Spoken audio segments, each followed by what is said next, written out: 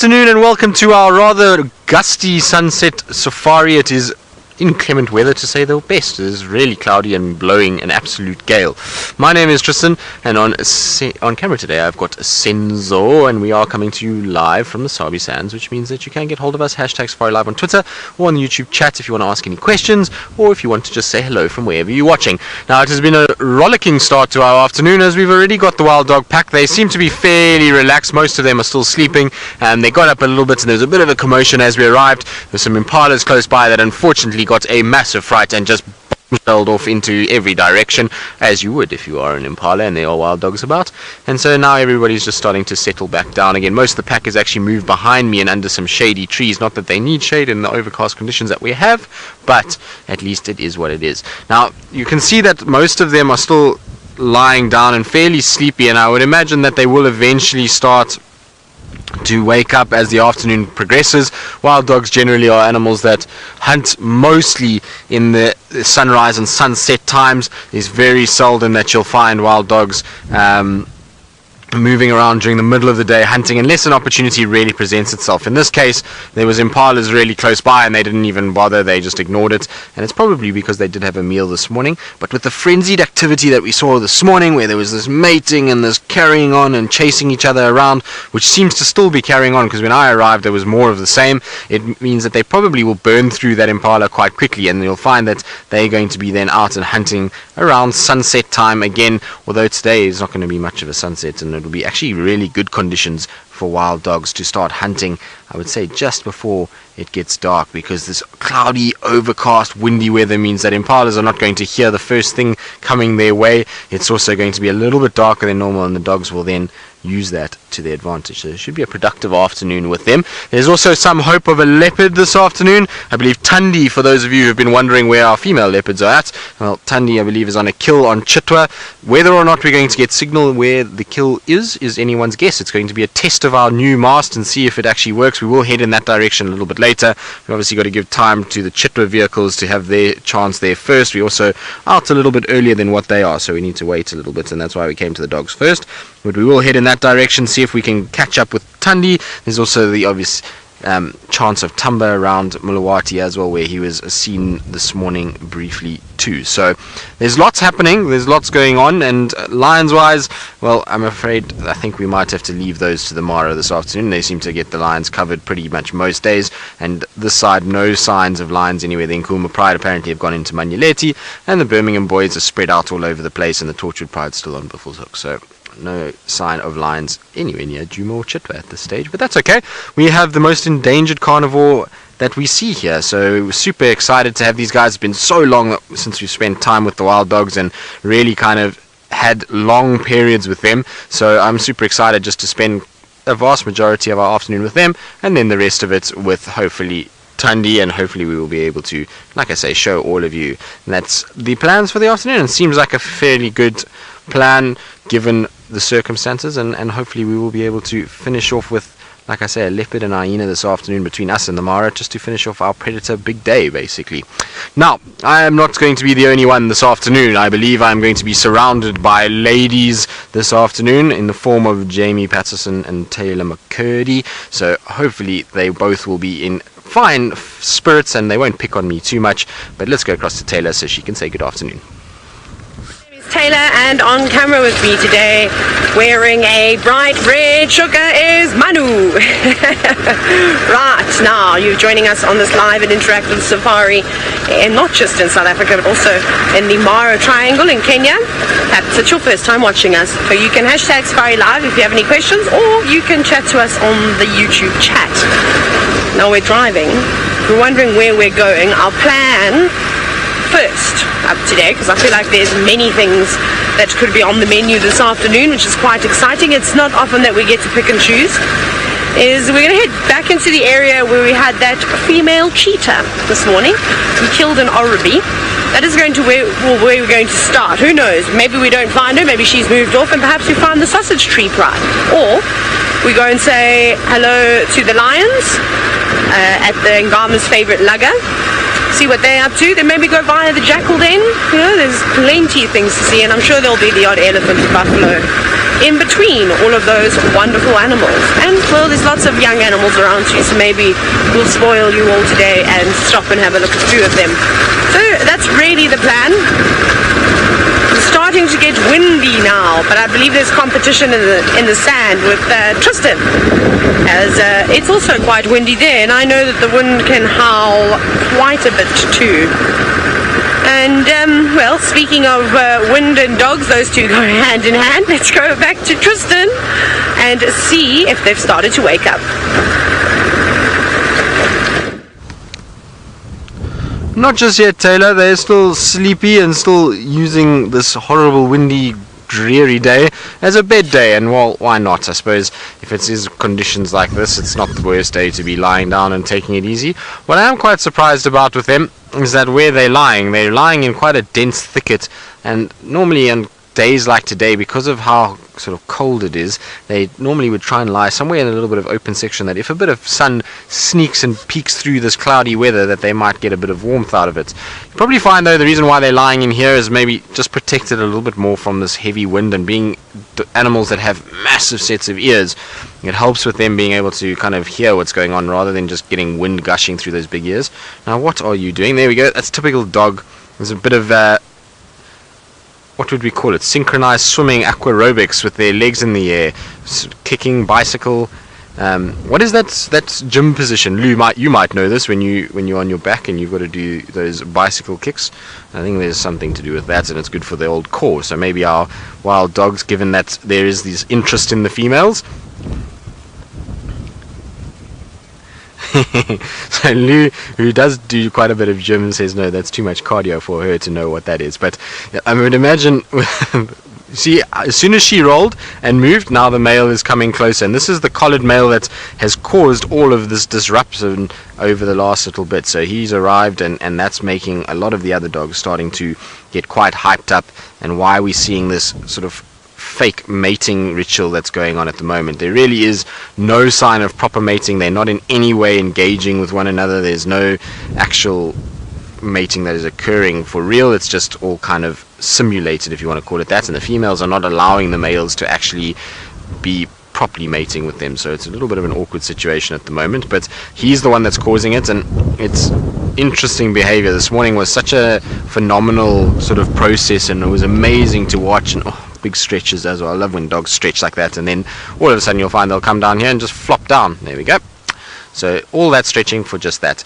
And it seems as though these 3 dogs are always together. So it's a young male that's closest to us, then the collared male who's slightly older, and then an adult dog there. And those 3 were the 3 this morning that didn't move around much. They were the ones that were kind of sleeping and taking it easy. And it was the younger dogs, which are all behind me at the moment, that were the ones that actually went absolutely crazy.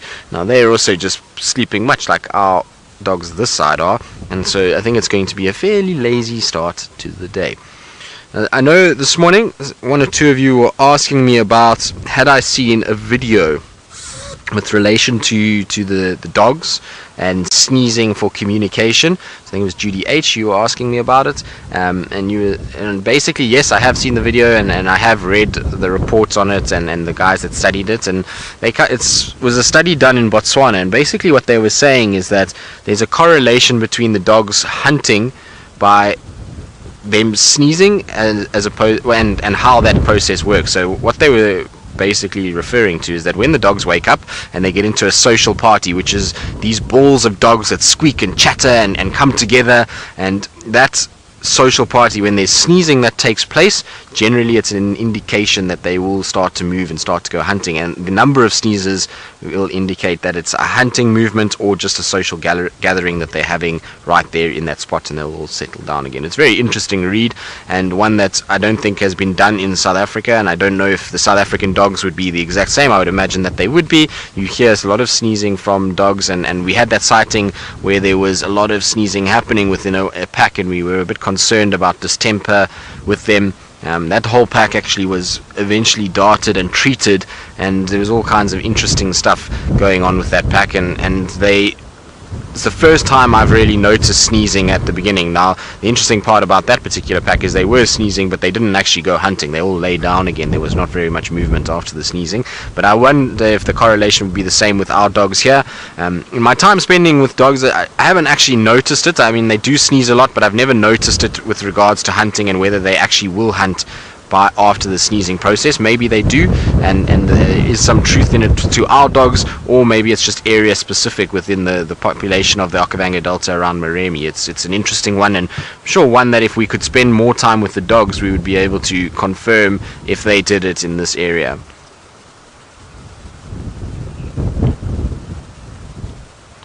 C-Mac, you're asking if there's a hierarchy in the male dogs. Well, not so much. There's an alpha male, and that's pretty much the extent of the hierarchy. So alpha male, and then a number of other males within the pack that move around. And I was doing some more research this morning because I was a bit kind of not confused, but I was unsure, is probably the better way to put it, of exactly how the dominant structure works and how exactly a dominant male comes about. Is it a huge fight that takes place like with male lions? Is it a very similar process to that, or is there a more amicable way that it's done? Because if you look at wild dogs, it's very seldom when you see the alpha males, they don't really have any cuts or scrapes or bite marks on them, and it's not like they seem to fight with one another that much. So it's just an interesting kind of topic, and I looked around and searched around and read around, and for the most part no one actually 100% knows what these dogs get up to and how the alpha status is established. They say there is some competition and there is some general sizing up of one another and a little bit of fighting that does take place, but other than that it's not as serious as what we see with the lions, and there's quite a fluid sort of movement between the alpha pairs. It's not like the alpha stays the alpha forever. Sometimes even alpha dogs will be replaced by others and still stay within the pack or go and join in another pack. So it's a really interesting situation, and no one fully understands yet the exact way that it's all sorted out. There might be size differentiation, there might be some sort of communication that takes place with them, there might be some sort of bloodline thing, but with the transient nature of dogs and how much they move, I think bloodlines would be something that we'd rule out. It's not a matriarchal system or a dominant system where there's a specific sort of line of dogs that will come through. Remember that there's really only one female that's breeding extensively within the pack, so I don't think that can be the case. But it's an interesting thing, and I wonder if maybe there's some subtle nuances that we just as humans just can't pick up on. Maybe there's some sort of pheromones that are released, I don't know, but there is a little bit of competition in that there will be a little bit of chasing around, but it's nothing major. It's not like the fights to the death that we see when you have leopard or lions coming to blows as males trying to fight over territory and dominance in an area. But like I say, outside of the alpha male, generally no real hierarchy behind.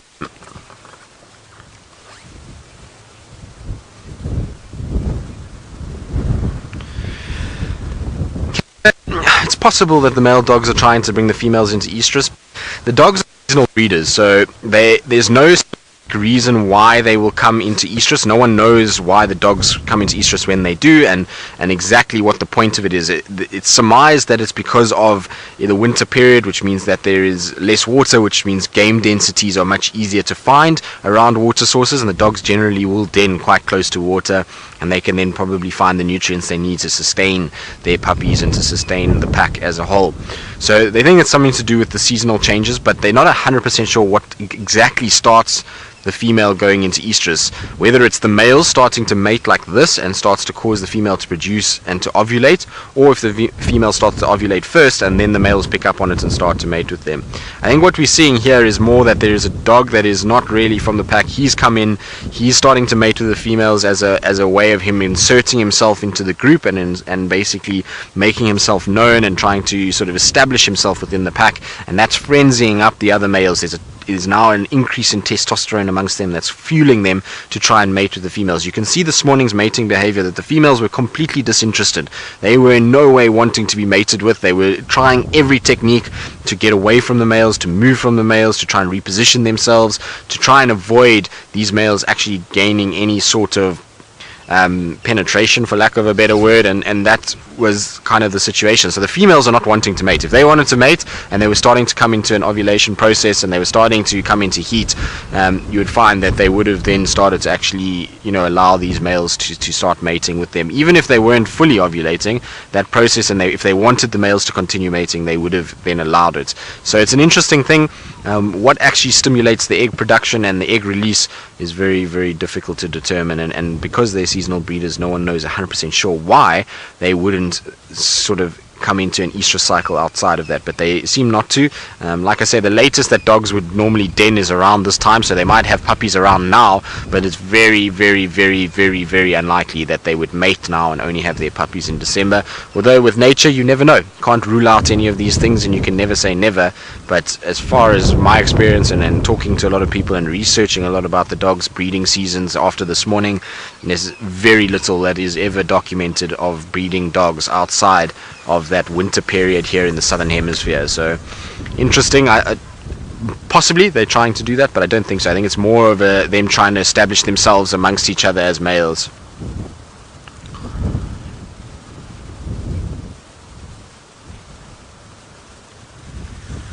Well, the dogs will stay in the den for, it depends. I mean, obviously they move dens quite a bit, so what happens with the dogs out here is they basically have a den site, which is a termite mound, and because of the nature of the wild dogs and them regurgitating food and the puppies being close together, fleas become a big problem, and you end up finding that the dens have to be moved quite a bit. There's a smell that develops, and wild dog dens really stink, unlike hyena dens, which are actually fairly pleasant to sit at. You don't pick up too much of a smell. Wild dog dens absolutely stink, and so there's a scent that develops, which then will attract things like lion and leopard and hyena, and so they're constantly moving their dens. They move their dens about every 3 weeks. Once the puppies reach that first sort of 5-6 week phase, then they'll start every 3 weeks basically rotating that den around and moving it to different mounds within their section. But once they've kind of established themselves and let's say we go through all these den movement processes, they only will start joining the adults on hunts and actually moving with the adults from about 6 months old. That's when they start kind of joining the adults on the run and they leave the den sites. Then you'll find when the adults actually hunt, the puppies will lie down, the adults chase. If they're successful, they will be vocalizing, and one adult will come back and fetch those puppies and take them back to the kill, and everybody then rushes in and feeds.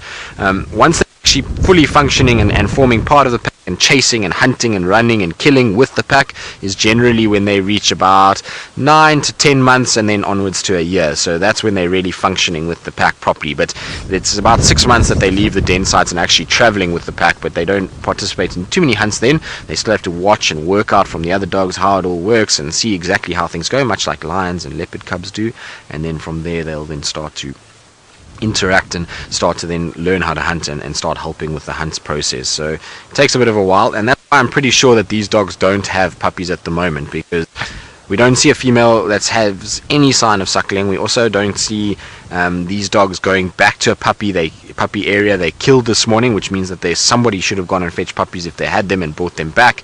They're at that age now, they should be at this sort of stage late in the season that they might be looking to bring puppies out, and that they should be big enough. So I don't think they had this year, or they were killed, and that also could be what's triggering these males to try and mate again, is because of the lack of pups in here and the new arrival of a male. Maybe he's trying his luck and trying to see if he can maybe get some of them pregnant and start to breed. But the females really aren't having much of it, I can tell you that. I can see some of the dogs behind me are starting just to move around again, so I want to just reposition.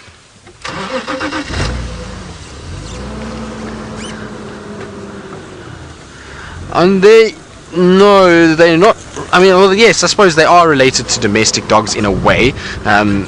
They are part of the canine family, and so yes, they are related to domestic dogs in that domestic dogs are canines just like these guys, but they don't come from any domestic dogs that we know or breeds of dogs that we know.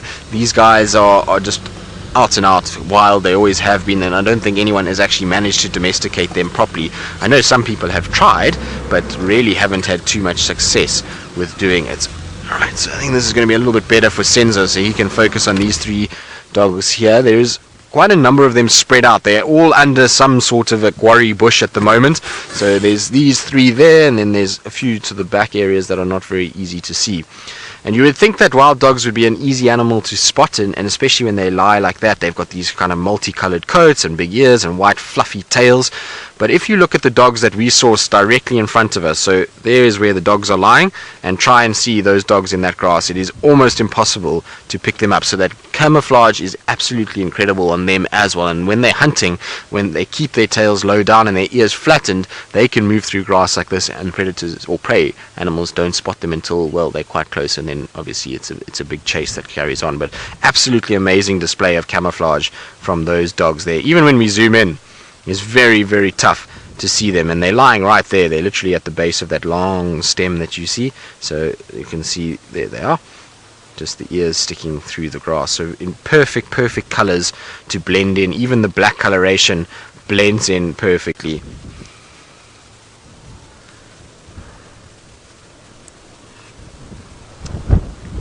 Senac, wild dogs all do have completely unique patterns, so you won't have a situation where any wild dog is the same. It's much like a leopard. They don't have the same spots, and the purpose of it, well, probably is they can recognize individuals. So they, much like us, have eyes that they can see very well, and they're not like the cats in that they see very well at night. These guys don't see that well at night, and so you probably find that they have quite good color vision, and that means that they're able to actually see the difference in the patterns, and they can then recognize individuals from their pack from sight as well as from scent. So that's probably the reason for it, as to why they have such striking differences between all of them. And you'll find some dogs are dark, some dogs are light, some will have lots of white, some will have lots of black. It just depends, and they'll be able to recognize each other through that sight.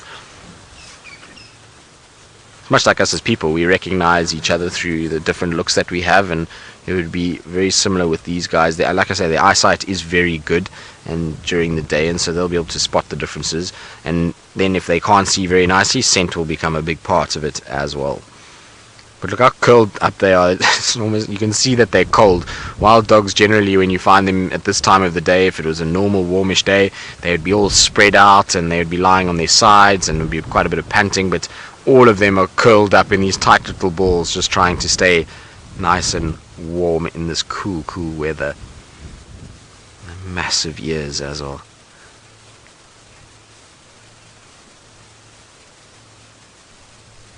Kathy, you're asking how many wild dog pups are there in the Sabi sands. Kathy, I have absolutely no idea how many pups are in the sands at the moment. It's quite difficult to tell because of the number of packs that move in and out on the fringes of the Sabi sands. So to say how many we have in this day right now, I probably don't know. There is a pack right down on the sort of southern boundary that's in and out quite a bit. Then we have the sands pack, which is probably the pack that we see the most, and I think at the moment they've got 12 puppies, if I'm not mistaken. I'll have to double check. The last time I heard it was 12, but they do lose puppies quite quickly, and I know that there was an adult dog killed out of that pack a week ago, so I'm just wondering if any of the puppies got killed as well, but I'll try find out. Maybe they're down a little bit. So it's them, and that's the only puppies that I know of at the moment that are currently in the Sabi Sand. So it wasn't a great denning season. One of the packs that we had here, unfortunately the female was killed by lions, and she was pregnant with I think she had 16 puppies at the time, and she was killed by lions, unfortunately. And that was the pack right down on the Sand River. It's close to Mala Kirkman's side, and so that was a big loss to this area's denning season. And then this pack obviously hasn't produced puppies, and then there's another pack called the Mbali pack that I think have got some puppies, but they're right inside the Kruger, and it's very seldom that we see them. It's kind of in and out process that we get from them. And so not very many puppies, unfortunately, this year. Some years it can be different. Some years we can have 3 or 4 packs denning in this area, and we can have over 50, 60 puppies born. But this year it just seems as though only the one pack has been successful in actually getting puppies out of the den and moving around the Sabi Sands.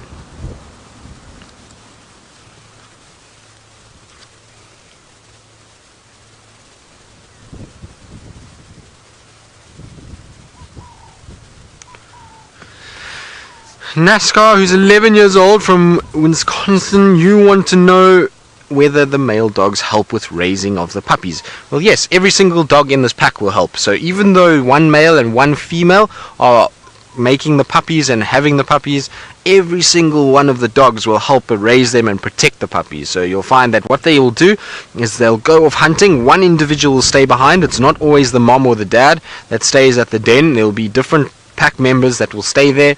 They will run out, they'll go and hunt, they'll get their food, and then they'll come back and they'll regurgitate for those puppies. And like I say, a number of different adults will regurgitate for the pups, not just the alpha male and female. So every single member of this pack, once the puppies are born, it almost brings them all together and makes sure that they look after that younger generation. And so they all will help, male, female, young males, young females, it doesn't matter who it is. Everybody helps to look after the puppies and to make sure that the puppies grow up and stay nice and safe. So it's interesting the dynamic that these dogs have, and that they are that way, because it's very unique. A lot of the animals here, the others, adults within the groups, will not help look after the young one and not help feed the young one, whereas these guys will look after their young and feed their young as a whole grouping. And like I say, even as much as regurgitating, which is basically eating meat and then getting the meat to get ejected out of their stomach through their mouth towards the puppies. And how that happens is the puppies come and lick their face of any of the adults. It'll lick around there because they smell the food, and then the animal will regurgitate that meat into the mouth of the puppy. So it's really interesting, just the behavior and how amazing they are at looking after young ones, and how everybody comes together, even though they're such a sort of loosely bonded group. If you think of how many males and females are leaving the packs every year, and the fact that they look after those young ones is, to me, quite amazing. Now I do need to let the guys know that we do have these wild dogs, because they're all starting to get going this afternoon, so I will use the radio just now.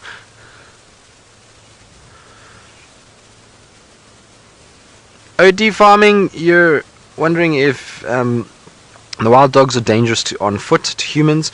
James once had them on foot, and so no, not really. Wild dogs are quite nervous of people. If I had to get out now, you would find all the dogs would stare in my direction and then trot off a little bit and then watch me. So they're quite nervous of people. They don't really want to confront people. People are quite a big animal. Remember, we stand very tall, and so the dogs are a little bit kind of nervous. They also have never hunted us. They've never been taught to hunt us by the adults, and so you find a situation where they're not really a threat to people. And if I had to get out now and walk towards them, they'd all scatter in about 20 different directions.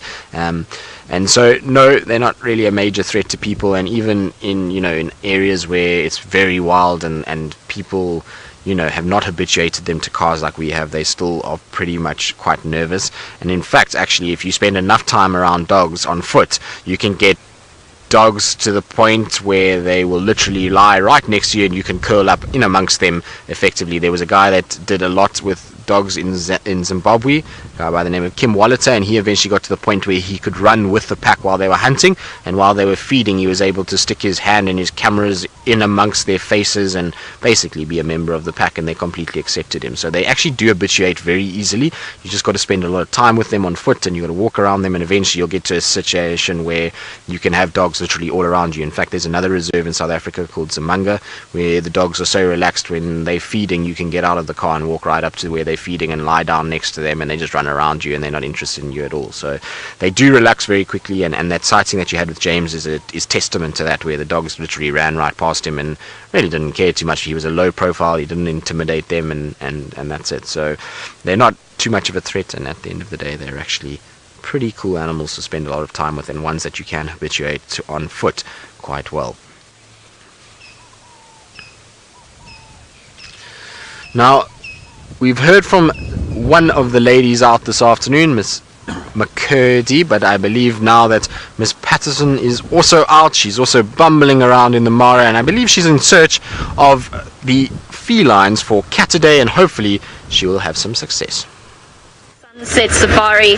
My name is Jamie. This afternoon Fergus is on camera with me, and we are all the way on the other side of Rhino Ridge, slowly but surely making our way towards the town of Talek, because apparently somewhere around here are those 6 young male lions.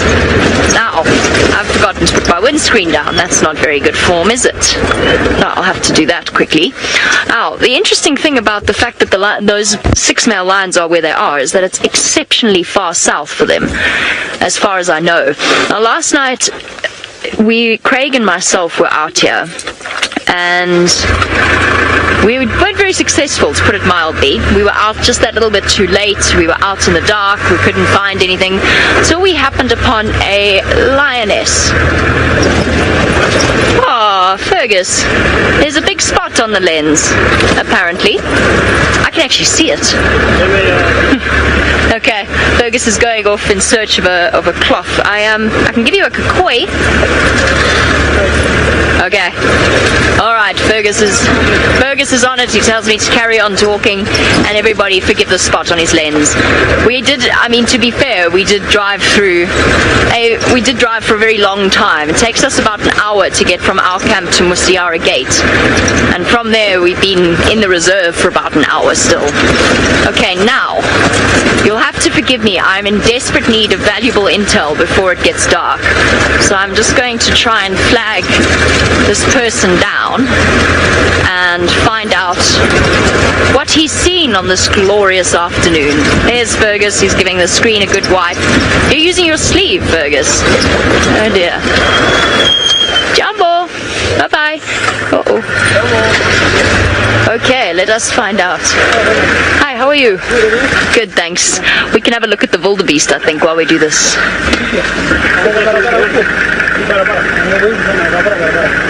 Okay, we're just going to chat and get some information. We're going to send you back over to Tristan while we do so.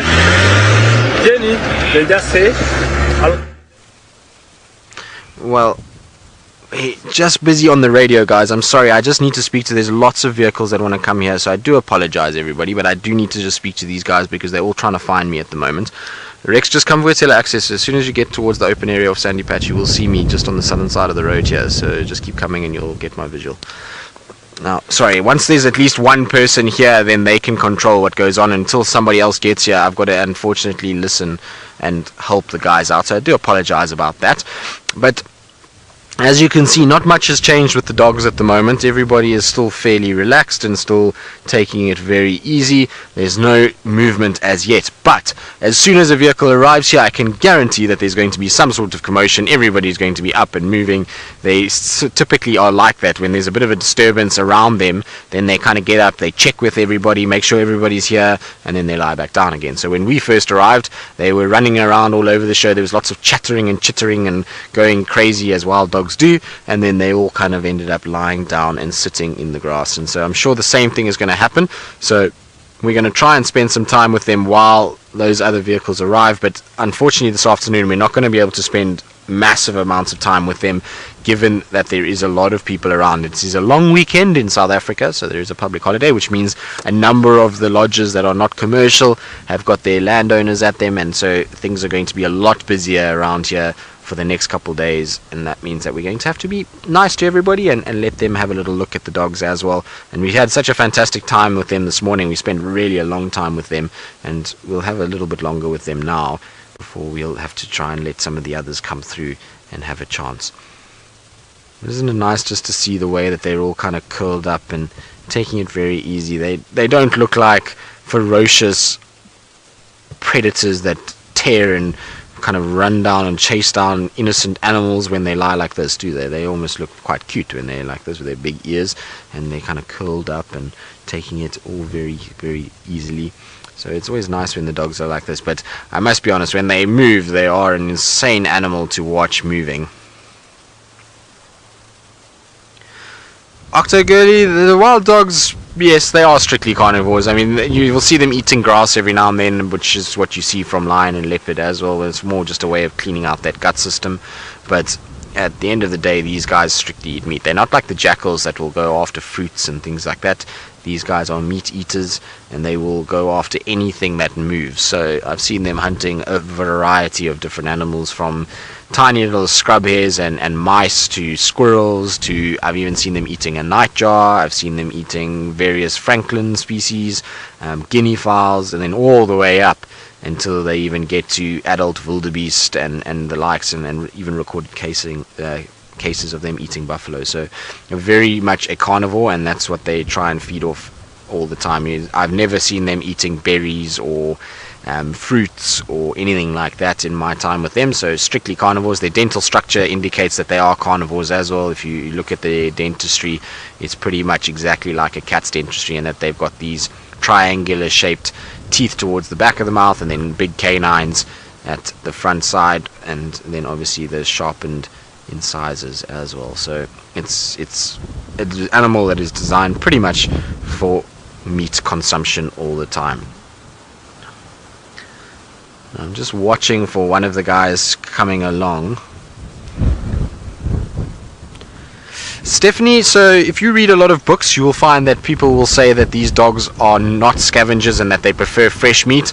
It is untrue. I have seen dogs scavenging many times. I've seen dogs feeding off a dead elephant that was about 6-7 days old and highly rotten already. So they do scavenge from time to time, and they most certainly will grab things that are dead that they haven't killed. So I've seen them, and it's actually how a lot of the time how they dart these guys to do the vaccinations for the TB, for the distemper and for the rabies, is that they will have an impala carcass that they will open up, and they get that scent out of the stomach, and that will then bring the dogs towards it and sniff, and they'll then scavenge off it. So they know they haven't killed that, but they will go there and scavenge off it and try and feed off it. So there is a car that's coming in now, so we might see a bit of chaos. There we go. You can see one dog has already stood up, and that might trigger the rest. You can already see a movement in their heads, so maybe we'll see the rest of them starting to get going.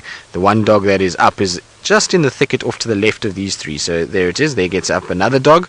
And so you can see it's amazing. As soon as a dog moves, you'll find the rest of them will get up, and we're going to get excited chittering and chattering, and maybe even some of this fake mating that's coming up now. So while we kind of wait for them to do so, I believe Tayla McCurdy, who's in the Mara, has managed to find herself a very cute baby Ellie. And well, while the dogs are sort of waking up, let's go across and see if our little Ellie is any more active than the dogs are. Look at what we've got, the most amazing animal in the whole wide world, in my opinion. And we actually had a request this afternoon from Millie, who is only 8 years old, and she was wondering if I could find her some elephants while she's been recovering for surgery. Well, here we go, Millie. Here are your elephants, and I'm sad we just missed the mud bath, because it's very funny, and I'm sure it would have put you in a very good mood to watch an elephant splash around in the mud. But it's quite a cheeky fella, this little one. Maybe, or should I say she, maybe she's going to turn around and charge us. She seems to be quite frisky. Look at her, all on her own. She doesn't need anybody by her side. She's a big and strong enough girl. She's not very old either, and she's already demonstrating that kind of attitude. Isn't that funny? She's a strong, independent woman. As cliche as what that is what she's exhibiting right now. And now I'm going to look for things to eat. I hope it is a girl. It does look like it is a girl. Sometimes it's so hard to tell when they're young. Yes. All the shiny mud now. Not really eating too much, just nibbling on little bits here and there. But isn't this precious? No, it isn't a teeny tiny tot which we've been seeing over the last couple of days. This one's a little bit older. Ooh, quickly hit the reverse. I found something else that I like the smell of. Did you see that? As it was walking, his trunk was just about between its legs, and went, ooh, no, I like the smell of that. That plant is delicious. So I would say that this little one's probably about a year, maybe even a year and a half old already. It's not small. Well, that is still little, isn't it? It still behaves like an elephant, but at this age, they're actually really funny to watch. They normally do put on a show for you and enjoy performing in front of the camera. I don't know if they know that they're being filmed. Sometimes I do. Now, Sinek, you're wondering if an adult elephant would help a little one if it got stuck in the mud. Most certainly. I have not seen it personally, but I have seen many clips of situations exactly what you've just described. So, yes, they will. Elephants are so social. They're basically the breeding herds are all just females. For those of you who have first time watching Safari Live, we'll quickly recap. So it's a matriarchal system, and it's very important that they're constantly chatting with one another, and that they do. A lot of their communication is done through frequencies which we can't hear, but they're affectionate, they touch one another, they talk to one another, and it is indeed very important. I'm watching this little one. I think it's going to come back and tease us. I'm just watching because it's sneaking up. You know what, Manu, can I change our angle very quickly? Thank you. The reason why I want to do this, because where's that little one going? Why is it going behind us? Okay. Just going to turn a little bit more. Oh, you big baby. Look, she's running back to tell Mom what I just did, that I turned the car and gave her a fright. You are a drama queen, little elephant. It's funny how they do that, and they really do run back and tell on you. It's one of the funniest things to watch, especially when you'll have a group of youngsters of a similar age playing together. And we actually see that quite often with the various animals, the ones that are social. So the little ones will gather with one another and sort of keep each other occupied. And I suppose the parents are very excited by that fact. And when they're in a big group, my goodness, and Mom's nearby, of course, Mom always has to be nearby, they'll come charging over to the car, trumpeting, ears flared, tails poking out. It's always one of the most entertaining things to watch. Yes, serves you right now. You've got a little something stinging your bottom for crying wolf. And I didn't bother it too much. It's just how little elephants are. 1 minute they're fine and they're right next to your car, and then the next minute they realize how small they are and how far away Mom is. And I suppose that's a good thing that they panic every now and then and go running back. Otherwise they get too brave and wander off. Now, Stephanie, you're wondering, what are those bumps on her ears, or is it just mud? No, you're quite correct. It is mud. You can see all over their body, and that's just from the mud now starting to dry in the sun, so it's sort of becoming quite crusty. And that little one's just had a mud bath, so it just shows you how hot it is today, that, well, it's not going to take very long for an elephant to dry. Hello, everyone. I'm just looking around. We've got lots of different little pairs here, mom and offspring standing to one another. I wonder if this is a fairly young group of female elephants, and the reason why I say this is because there's Mom with a youngster, and I think that this one on the right maybe belongs to that female over there, so she's only got 2 offspring. She could have had more, but normally you'll see them traveling with their daughters. And then we've got another one down there, and that's just 2 elephants. That's just Mom and offspring. You can see, and that little one's almost at the age now where Mom should be bearing another and almost getting ready to give birth to another calf, but it doesn't look like there's a calf inside there. And then we've got a third set just over here, and to our right, they're feeding right up towards the car. So isn't that interesting? I'm wondering, well, there's more elephants coming up. Maybe there's a few others in there, but I just found it really interesting that these little individual groups on their own with their offspring, like I said, normally the others will be, just around them. Sorry, Alice, I didn't quite catch who are... Oh, there we go, thank you. So it's a question from Yvonne, and you're wondering if I've noticed any difference between the elephant behavior between the elephants in the Mara and the elephants in Djuma. I can't say that I have. I was pleasantly surprised to see how relaxed the elephants were around the vehicles. I thought that I was going to come to Kenya and it was going to be a little bit like Zambia in the sense that you view the elephants from a distance, not too comfortable about coming around the vehicles, comfortable about coming in camps, but a lot of the times these animals that are able to free roam for many sort of distances and traveled into different places, sometimes they don't always have the greatest relationship with people right through. So I thought, okay, maybe they're going to be a bit nervous of us. Completely complete opposite. I mean, the proof is in the pudding. We're being surrounded by elephants at the moment, and they're quite happy to just sort of feed in our direction, barring the group of elephants that are around camp. So that I was surprised about. I thought that would have been a difference, but it wasn't.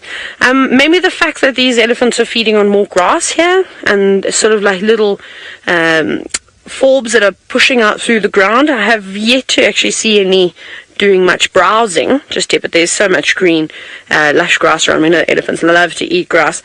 So I can't say that I have. I'm just trying to think. Mud bathing is the same, you know. So no, unfortunately, Yvonne, I haven't noticed anything. But if I do, I'll promise I'll let you know. Anyways, Janie is out and about, driving around on, I think she's in the north, in fact. Let's go and see where exactly she is. I guess I'm in the north. I think I'm actually more in the central. I suppose everything's relative. I'm north of somewhere, wherever I happen to be, unless I was on the South Pole. So, we have arrived on the opposite side of Rhino Ridge with the pride of lions that I tried to show you last week. I think I mentioned that we were with the 2 4-kilometer males, Blackie and Lipstick, and a very large pride. Unfortunately, we were battling off gremlins and we weren't able to share them with you. However, now we are fortunate enough to catch up with them again.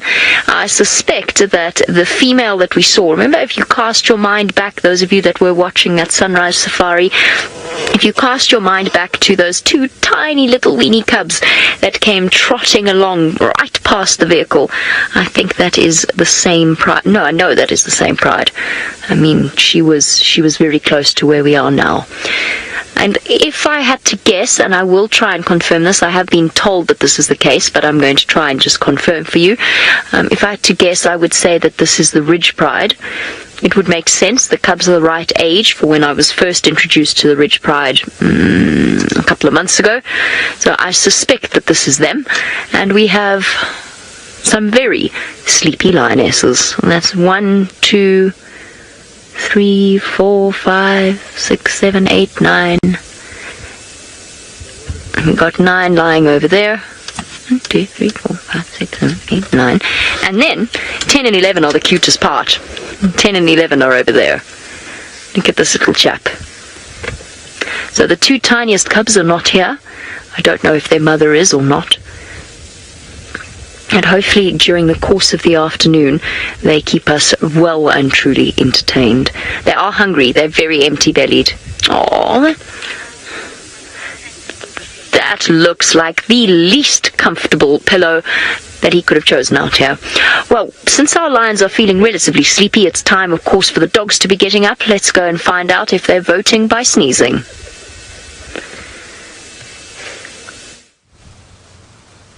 No, they've decided to wake up a little bit now, but it's not going to be long that they're going to be up. I'm pretty sure you're going to see them trotting around a bit, playing a bit, much like when we first arrived, and then back down to sleep. But look at the scent marking going on here in front.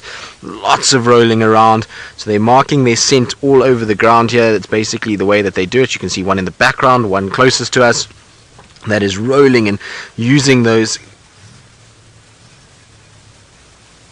almost the sort of glands that are underneath their eyes that are basically marking that area and marking the ground and ensuring that they are scenting this area. So if the sands pack had to come along, they'll then pick up that there was dogs here that marked and made sure that this is their area, and then they'll have to try and either mark over it or they're going to move out of the area and head back in the direction that they came. But you can see everybody's starting to settle back down again. A bit of yawning and carrying on, but the rest of them will eventually start lying down. There we go. So you can see they're right here all around us, which is really awesome. I love it when they go around like this. Yvonne, the largest pack that I've ever seen and spent a lot of time with was a pack that came out of the Manyeleti many years ago in 2012, and that pack was at that stage 32 wild dogs. So this is only 13, so you can imagine 32, how many that is. This is a fair number of dogs. As you can see, they kind of spread out. So 32 is pretty insane. I remember once watching them on a morning on Nkoro, on the open area of Nkoro, where they killed 7 impala and a wildebeest in the space of about 45 minutes. It was just absolute massacre that took place between the 32 of them. It was really very amazing to watch, and how clinical they were. As 32 dogs, nothing had a chance to escape, because things would run and all they would do is end up running straight into another wild dog and being pulled down. So 32 is the biggest I've seen. I know of people that have seen packs that are over 40, but personally I've never seen that myself. I believe at one point the pack that male dog with the collar comes from, that pack at one point I think got to over 40 in about 2-3 years ago, and then split. And so it does happen when they get to that many. It's difficult to feed that many dogs, so they do often then split into different groupings.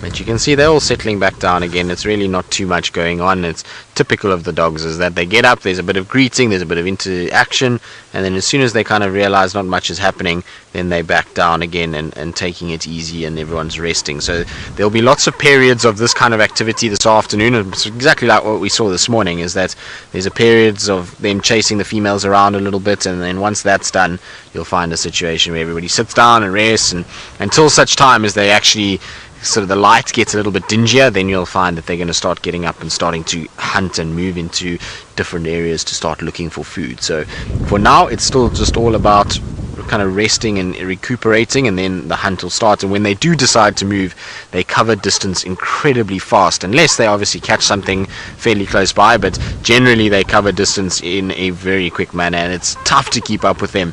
And even if we had the drone up and running today, we wouldn't be able to fly it in this wind, because the wind is really still gusting. But it would be the ideal thing. They are the ideal animal when it comes to watching them hunt from the air. They really do have an incredible way about them, and an incredible movements that they're able to hunt, and the drone really captures all of that. Sorry, I was just watching, there's a car of people that was just asking for directions that are going towards the lodge. We're right off the main road that goes towards Djuma camp, and so they were just asking exactly where they need to go, so just pointing them in the right direction so that they can make their way to the lodge itself and not be left behind on game drive. But there we go, that period of excitement is over in all of 2 seconds really.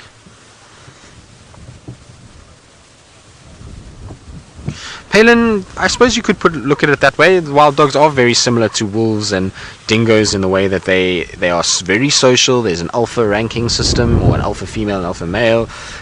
They hunt in packs. They're very similar in that regard. So you find the world over that most of the dog species are fairly sociable animals, and do form packs together and hunt in packs. So yes, very similar to wolves in a lot of respects. Not quite as large, and definitely do not take on quite as big animals as what the wolves do, but still just as intelligent and just as incredible in the way that they look after their young ones, and they have this dynamic within the pack. I think the wolves are probably a little bit tighter knit than what we see from the dogs. The dogs, like I say, tend to be quite transient and move between packs, but the wolves tend to, as far as I understand it, wolves tend to be quite sort of tight-knit groupings that don't really disperse too much from one another. I could of course be completely wrong. I've never spent any time with wolves, but from what I've seen and what I've can make out, I would imagine that it's similar, although probably find that they are actually a bit more like the dogs in some ways.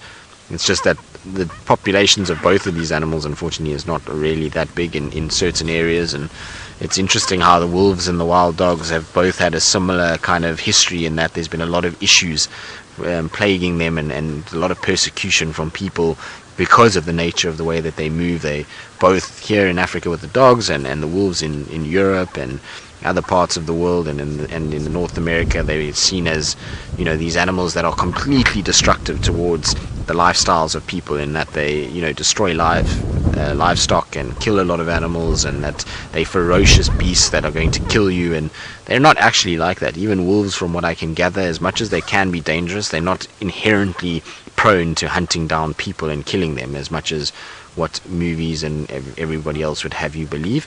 They're actually more sort of relaxed animals, and animals that kind of try and go after their natural prey items rather than people. So you can see still sniffing around, still a lot of kind of interaction between them. Not quite as much frenzied mating behavior as we saw this morning, but still.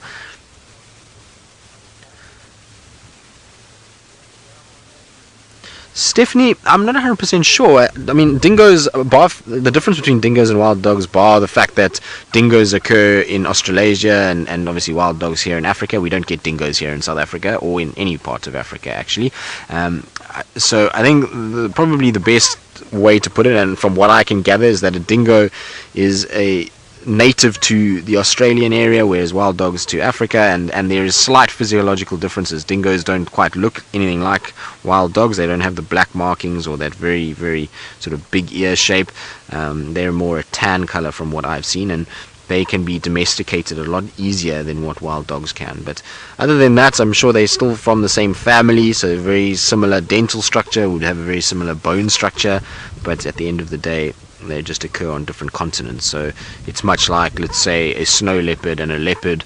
It's just different places, different habits, different habitats, and they slightly then will be tweaked for those environments. So that's maybe why the dingoes don't have these patterns. They occur in areas of the dry parts of the Australian outback, and that's areas where they need a bit more of a plain appearance to blend in.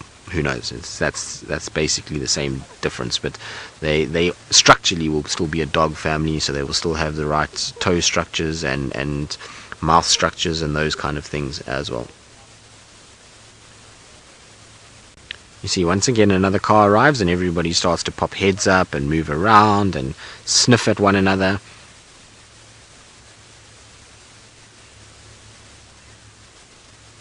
Lily, wild dogs will most certainly chase after wild cats. I have seen them chasing wild cats up a tree. I've seen them chasing civets, genets. Obviously those are not cats, but I've also seen them tree I don't even know how many leopards in my time. They have a particular hatred for leopard, and they see a leopard and they'll go running in and chasing them. But they need to be careful, because some leopards are not very tolerant of said wild dogs, and I have seen leopards taking wild dogs. So I've seen a leopard being up in a tree, and then just as the dogs all turned their back, it came down like a flash, grabbed the dog at the back and went back up the tree again and held it in its mouth. So they have to be careful, but they do give leopards a hard time. Wild dogs often will chase leopards up trees and put them up there and bounce around at the base in as a bunch of hooligans, but they do need to be a little bit careful from time to time. Now you can see it's still the same process where they're sniffing genitals, they're trying to kind of mate with one another, but it's not really going very well. Both of those are male dogs, by the way, so they need to find the females, which I think are all curled up on my left hand side at the moment. So there is a little bit of movement, and there's a lot more movement than when we first got here, and it will increase as the afternoon goes on. But while we sit with them and enjoy their sort of antics and see whether or not we do start to wake up, let's have a look and go across to Jamie and see how she's doing with her rather sleepy kitties. As you can see, it is the perfect afternoon for a snooze. I'm not entirely sure what day of the week it is. I think it's Saturday.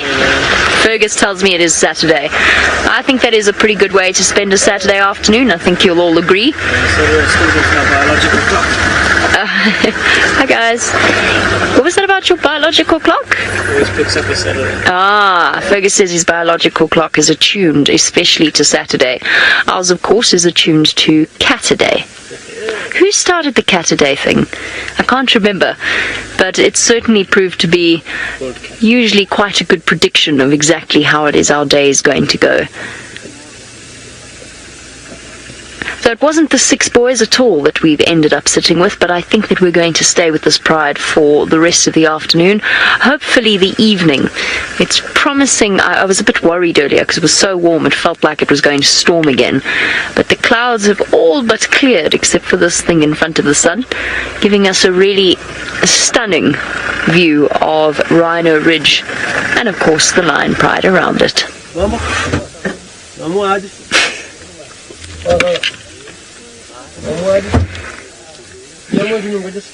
Here we go.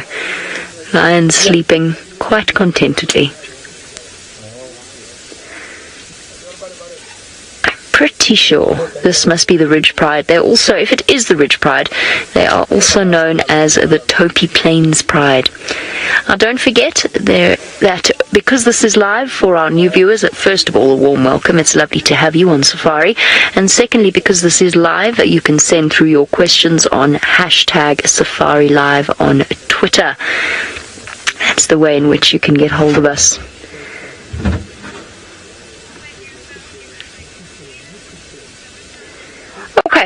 While we wait for the lions of the Mara Reserve to stir, let's jump across the river back to Tayla to find out whether her lioness is showing any sign of movement.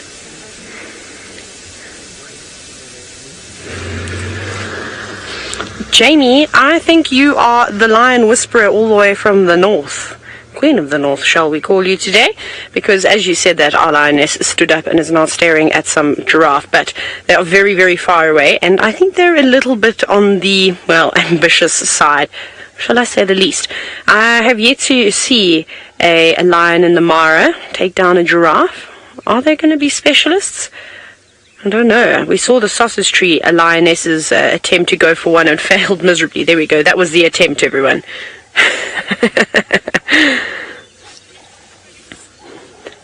Now, a question from CNAC about giraffe and lions, funny enough. And you were wondering, would a lion jump on a giraffe's back to take it down? Well, there's a number of different techniques that a lion will use. Now, if you're inexperienced and it's your first time hunting a giraffe, you're probably not going to be successful. I'll be super impressed, and you might actually run the risk of getting injured. So I've watched documentaries of lions in Namibia that are specialists in taking down giraffe, and even they struggle. Remember, giraffes got powerful front legs so they can chop forward, and then powerful hindquarters so that they can kick backwards. So jumping on the back is actually quite risky. You end up in a double barrel, or even just a single kick to the face would be enough to break a lion's jaw or to kill it instantly. So it really depends. I have seen lions also sitting and waiting and having giraffe run towards them, and then they leap up and try and grab them around the neck and almost basically knock them off their feet, really. And that's when a giraffe becomes helpless, is when it's been knocked to the ground. That's when there's a problem, unfortunately. So it just depends. You know, if there were any young giraffe around, and we have been seeing lots of them, then I'd be very excited, because 3 lionesses, you know, they definitely, one of them would be able to take down a sub-adult giraffe, and with all the little ones around, it'd be quite easy, although the adults can be quite protective over them. But there they are, and they've lost interest in the giraffe, and I'm sure they're going to head back up towards the escarpment and finish with their day. So I'm not sure which lionesses these are. It's just the 3 of them. I haven't seen any youngsters around. So whether it's the Olololo females, or maybe it's those 3 lionesses that I've seen at Hippo Pools before. Well, just a little bit further northwest of Hippo Pools, to be precise. They haven't really put up their heads for us to see, though. No, Andrea. I love this question. You're wondering, why is it that lions are always sleeping? It's true, isn't it? This is the typical lion sighting that you will get when you come on safari, unless you're lucky enough to catch them in those few hours where they go off and are actually active. So it's not that they're lazy. It's vitally important that they do preserve as much energy as possible. They also don't want to be running around all the time, because firstly you're exhausted, and then you start tucking into valuable fat reserves, and you don't want to do that, because a lion never knows when its next meal is going to be. That all depends on its hunting skills.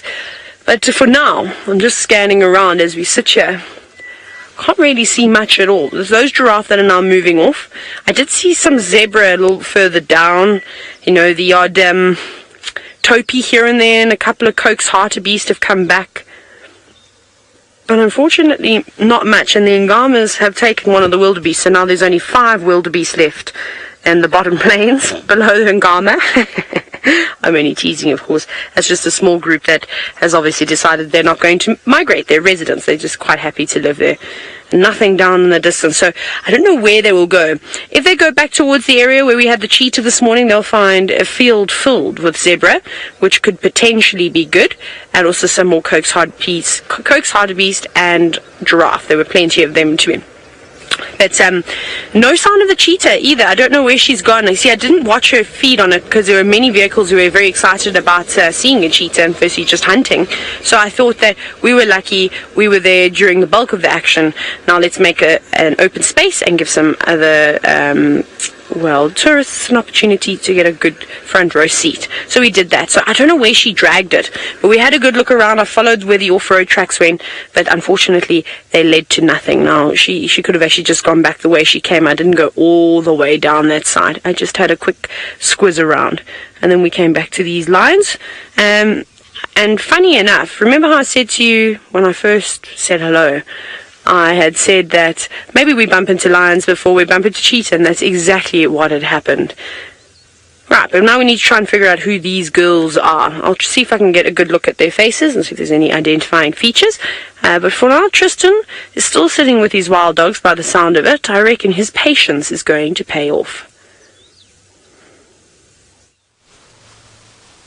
Well, hopefully, Taylor, hopefully we'll be patient enough and something will happen. At the moment, we can't go anywhere even if we wanted to, because as you can see here is my bonnet. Now, right underneath there is two wild dogs. You cannot see them at all, even from where the angle of the camera is, but if you stand where Senzo is, if he stands up, he can just see the tops of their ears lying right underneath the front of the car. So until such time as they move, well, we're just going to have to sit and enjoy them and take in the relaxing sight that is the wild dogs.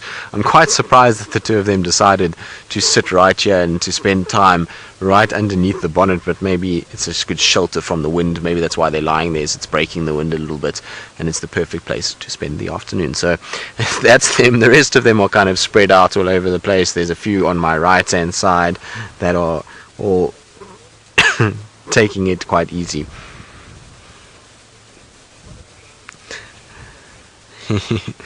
So Tucker, who's 5 years old, hello Tucker, and you want to know whether or not the wild dogs will stay with the people at night after they've been out hunting and playing. Tucker, no, they're not like our dogs, unfortunately. They are wild animals, so we can't take them anywhere. We have to leave them to run around at night and to do their thing and to try and learn how to stay safe at night so that they can stay away from lions and leopards and all these things. So they have to stay out at night. We can't try and bring them in because it's not the right thing for them. They are animals that like to move a long way and they like to run around, and so keeping them in a house or keeping them in a place is not good for them. They get very sad if they put into a place where they are kind of have to run around in the same area, and they will get nervous because they're going to think that maybe something can attack them there and they've got nowhere to go, so they're not going to like it very much at all. So we leave our wild dogs to just enjoy the area and to run around wherever they want to, and that's the best way to have these dogs. You can't put them in captivity. Also, if you put them in captivity, Tucker, and we put them into a fence or into somewhere where we keep them like a home, they get very fat. So wild dogs don't do well because they need to run a lot and they need to exercise a lot. But these guys, if they put in a place like a zoo, they often get very, very fat because of it, because they're not exercising as much as they're supposed to, and then they get these big hips and tails, and it's not very good for them at all. It causes a lot of problems. So it's not good. We need to keep them out and about and fit and healthy and leave them to enjoy their environment and have fun out here. And the nice thing is that we get to spend time with them. So this morning we got to spend almost an hour and a half with them. This afternoon we've spent over an hour with them. So they are at least very relaxed with us, and they let us spend lots of time with them that we don't need to worry about taking them home at night, and we can leave them out here to have their own life and to lead their own life and to have fun by themselves.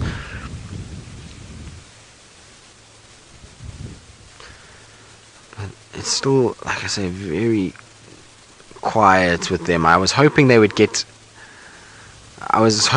they were going to get up and moving, and especially with those impalas that were around, I thought it might trigger in this weather them to start moving around. Now, James, you say a relaxing sighting with wild dogs, which is surely not words that are uttered very often. Agreed. Wild dogs are generally chaos. They are generally rushing around, crashing through thickets, bouncing around, trying to keep up, losing them, refinding them, losing them, just having an absolute kind of chaotic experience. But this morning and this afternoon has been all very relaxed and sedate. It's been really quite wonderful, actually. It's meant that we've been able to sit pretty much in one spot and just enjoy hours of wild dogs. It's fantastic, and I wonder if maybe a bit of the weather's got, the weather's got a bit of that to do with that, in the fact that it's a little cold and blustery. So this afternoon they just curled up and sleeping off this grey day. Also, they had food this morning, so at the end of the day we found them after they've eaten, which generally means they do go into a state where they'll start to calm down a little bit and they'll start to spend a little bit of time taking it easy. So it is a nice thing to have, for sure. It allows us to actually get to talk about them for long periods of time and to discuss lots of different things about them and look at all their different components, from these feet to the ears to the nose, the structure of the animal, the coloration that they have, the behavior. So it's been really nice from that point of view. Often when we are following dogs, we very seldom get to actually talk a lot about them because it takes a lot of concentration to follow dogs. They move so quickly, and when you're driving around after them, you're trying to dodge stumps and trees and negotiate your way through that.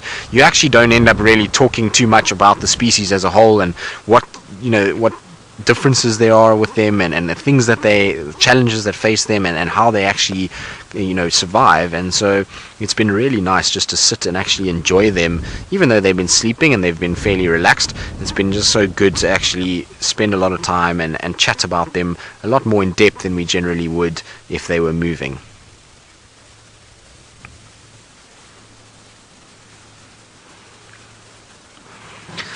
So Tanis in Canada, you're asking if one dog gives the signal to move or if it's just any one of them and then up they get and go. Well, Tanis, it depends. Most of my experience with the dogs has been that it's generally the alpha pair that will decide what goes on and the direction that they head, and once the alpha pair are up, the rest of the dogs then follow in behind. Now in this particular pack, it doesn't look like there is an established alpha male and female right now, so whether or not that's going to change the way behavior is going to be interesting. And if we go back to what we were talking about earlier when we were talking about the sneezing of dogs and how they reckon in Botswana that sneezing is related to how the dogs move, they were saying that in areas where the pack is very established, there's a very established alpha male and female, they generally indicate where to go, and only when they sneeze do everybody kind of follow what goes on, and the sneezing is far more limited. So it just shows you that the alpha male and female will dictate a lot of what goes on. But in packs where there's not a very well established alpha male and female, there was 10 times the number of sneezing occurrences, and that would mean that there was incidents where it was almost like a voting system and basically an argument, if you want to call it, a sneezing argument, in that they were trying to work out which way they were going to go and move and which directions they were going to head in. So it's really, really interesting for me to see the differences and to see when there's alphas, how stringent and how they respond to those pair. But when there isn't, it's almost like a little debate that goes on amongst them. They'll be chattering, they'll be chirping, they'll be running around, and then eventually they'll follow maybe some of the more senior individuals that will then lead them out into a hunt or to where they're going to go. What's going to intrigue me is which direction these dogs go from here. So we had their tracks yesterday where the 4 male lions were at Tambuti Dam, which is quite far northeast from where we are now. Generally that's where this pack is from, the northeast of us. But they are heading, and the direction today has been west-southwest the whole time. And I wonder if they're not going to go into Arathusa. We're right up against the Arathusa-Simamili boundary at the moment. So I'm intrigued as to whether they're going to go that way or if they're going to start coming back deeper into Djuma. Hopefully this is going to mean that they're going to be here for a few days. The fact that they were seen 2 days ago, their tracks were here yesterday, they've seen today, is a good sign that maybe they're going to spend a lot more time in this area over the next little bit. And we were talking about lions and how if lions are, well, if we did see lions and the fact that there aren't many lions around on Djuma at the moment, but lots on our fringes, that could mean that the dogs end up spending a lot more time in this area, because the lions on the fringes will keep them there. Dogs don't like lions very much at all. They hear lions and generally move in an opposite direction to which way the lions are going, and so that might mean that the dogs might spend a lot more time on Djuma over the next short little period until the lions obviously start moving back in this area. That will then push them to go somewhere else. But it's interesting that there is that relationship,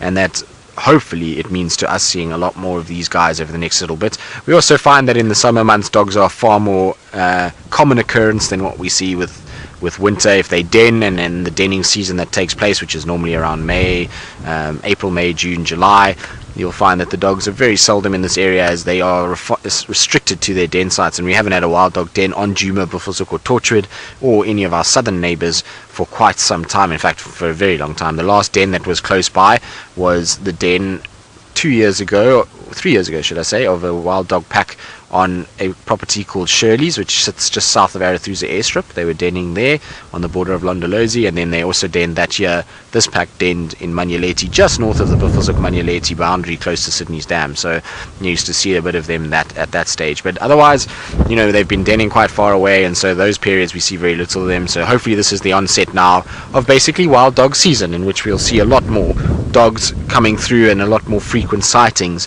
of these guys over the next little bit. It will throw a cat amongst the pigeons, though, I can tell you that much. The leopards are not going to enjoy wild dogs around. They're not very fond of the dogs, and like I was saying earlier, often get chased up trees and chased away, and so it's going to be a tough time if the dogs spend a long time here for those leopards to enjoy their freedom that they've had over the last little bit. But you can see with the guarri trees just how windy it is this afternoon. See how the trees are whipping about all over the place, and it really is an unpleasant afternoon to be out here.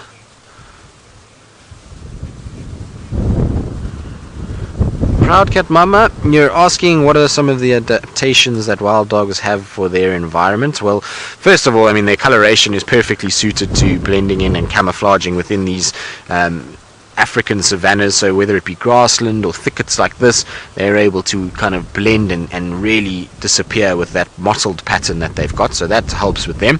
You'll see that they have a very big white tail. That white tail is so that they can see each other when bounding around through the grass, and finding one another becomes a lot easier by seeing that contrasting white tail.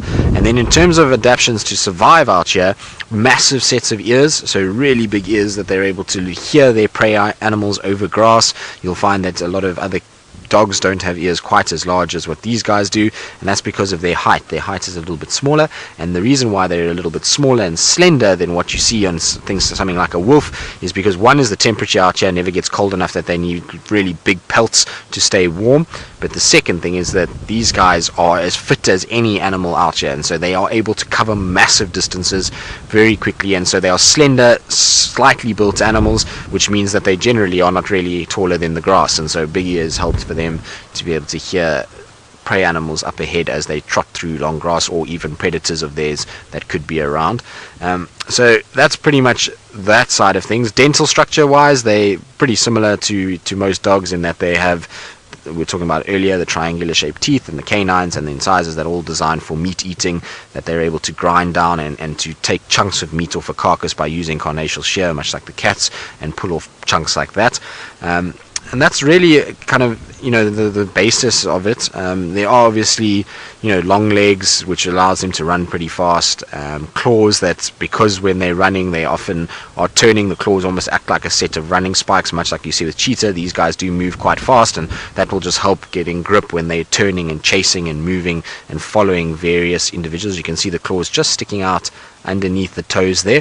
So those will help as basically like running spikes and keeping them attached and keeping them getting some grip and from not being able to turn too much. So that's pretty much the kind of sum total of what they've got. There's no other major adaptations to their lifestyle. There's no major changes. They're very similar to any other dogs that you would find, other than just their slender build and the fact that they move massive distances to keep that fitness up, to be able to chase animals the way that they do. It's not like they have a much larger lung capacity or anything like that.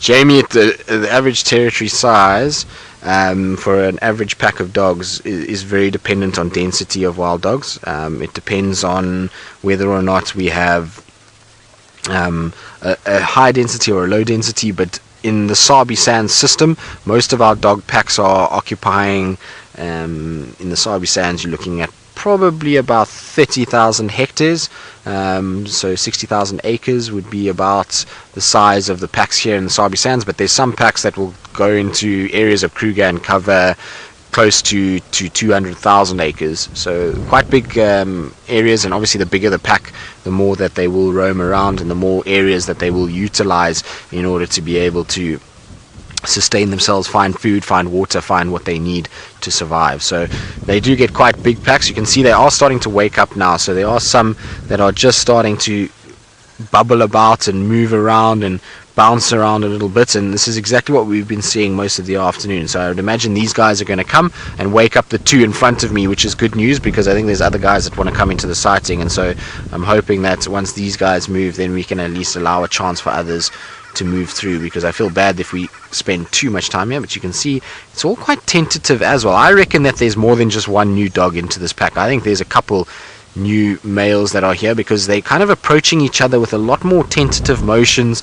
They come down and they kind of sniff first before they're actually engaging with one another. So I wouldn't be surprised if we've got a situation where there's a couple more individuals other than just that one male that have joined here from a different pack, and that's maybe what we're seeing.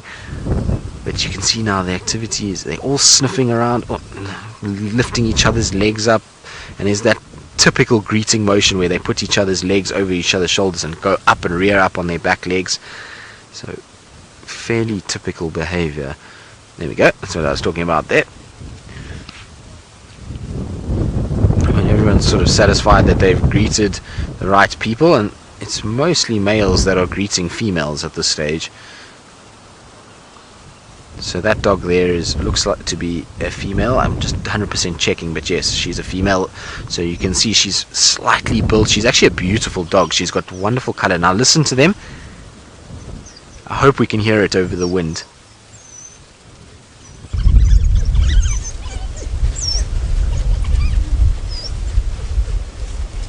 So it's probably quite faint, but that's the squeaking and they greet each other. So this is not a contact call, this is just a greeting.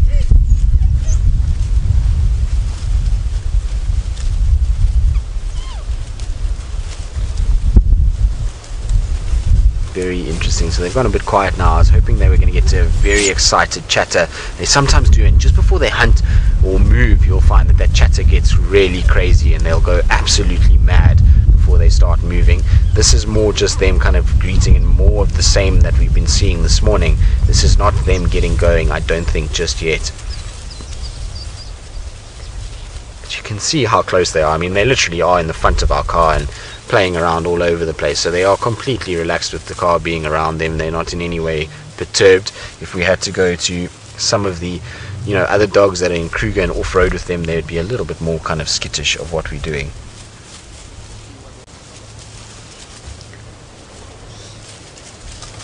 Surprised how quiet they are being, given that they are running around. Generally when we see these kind of social interactions, you'll often find that there is a lot more communication and bouncing around and a lot more sort of commotion that happens, but I think everybody's still just trying to figure each other out at this stage, and that's why we're seeing a lot of this behavior, and quiet behavior rather than the chatty noise that we normally see when dogs get going. But it's so interesting that they kind of play like this, and then there's the teeth. Did you see those teeth? They're amazing.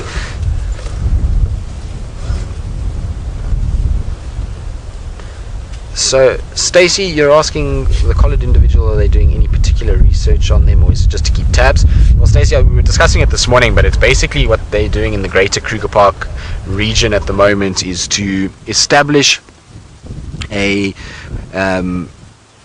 way of treating dogs for rabies and canine distemper. Both of those diseases are highly lethal to dogs because of their social nature. They spread it very quickly, and generally the whole pack will die if those two diseases are contracted. And so they're trying to work out if they can vaccinate them and if they can stop both of those diseases being caught by dogs.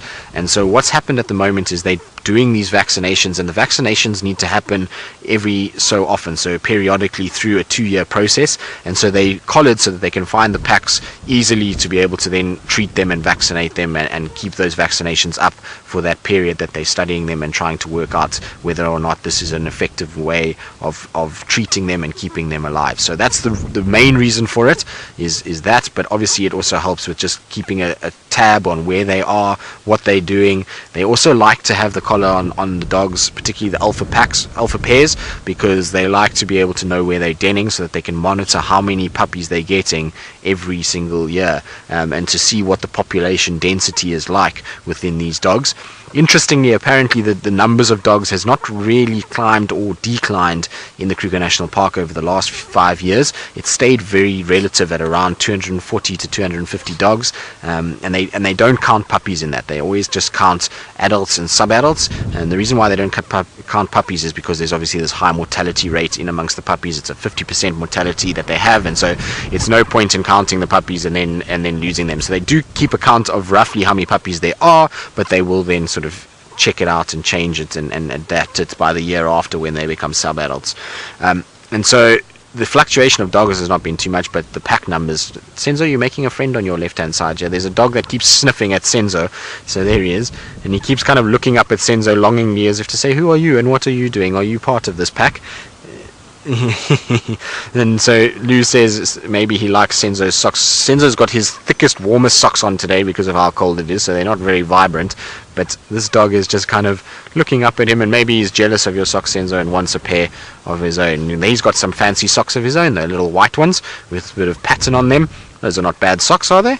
The front ones are not so great, but the back socks look quite nice. I quite like his back socks, the little white tennis player kind of socks that he's got. Yes, those socks do look like they need to go into the wash, Lou, you're right. They are a little on the dirty side. And, well, I suppose if you've been running around, rolling around, eating impalas and fornicating, then you can imagine the socks are a little bit dirty.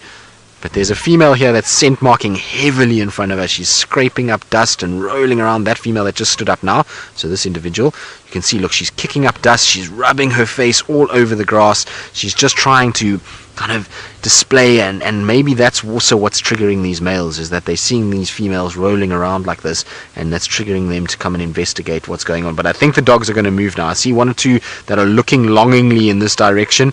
There has been a little bit of kind of looking and squeaking, and there is some movement that's starting to take place. You see those dogs are looking back as if to say, come on guys, it's time for us to get moving, it's time for us to go out, start hunting. And they are slowly but surely starting to go northwards now, which is good news. It means that they are pushing back into Djuma as opposed to away from Djuma.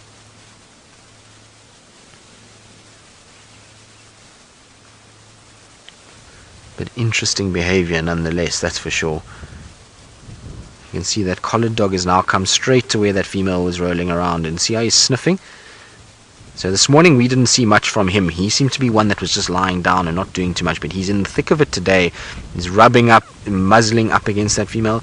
You can see the others are all sniffing him to see who he is and what he's doing here, and he's kind of more interested in the females than anything else. Really interesting behavior.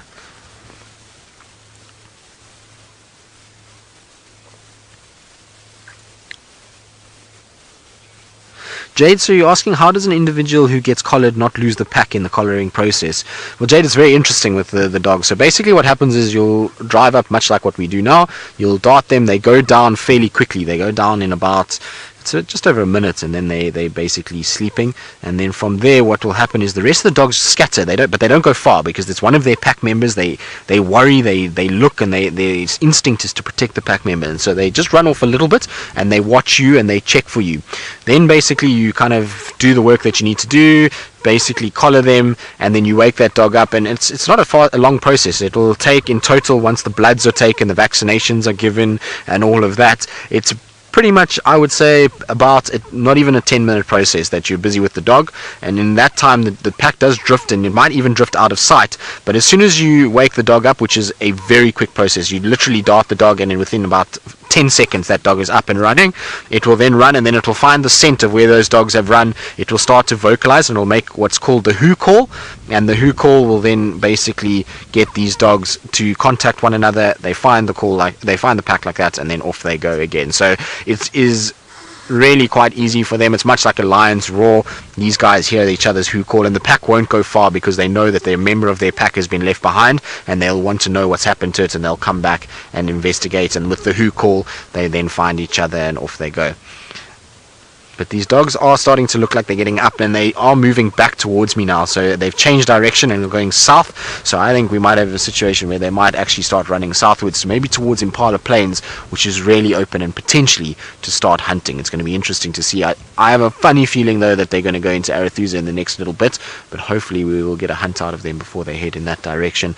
You can see now they're starting to be a lot more sort of vibrant in their movement. This is the only dog that is lying down at the moment, which is the collar dog. Everybody else is up and moving. There's dogs behind me. There's dogs spread quite evenly around us, but general direction is all southwards. You can see, look at how they're all starting to kind of come together, and it's not so much playful now as it is moving in a direction. So I think we're going to see them actually starting to get going now. I don't think they're going to sit for too much longer. I think it's time for these guys to start actually running. There we go. You can see now, look how everyone's just departing. It's a very different behavior than what we were seeing just now. Now what I need to do is try and turn around so I can follow them. Senzo, am I good there at your side? Good. So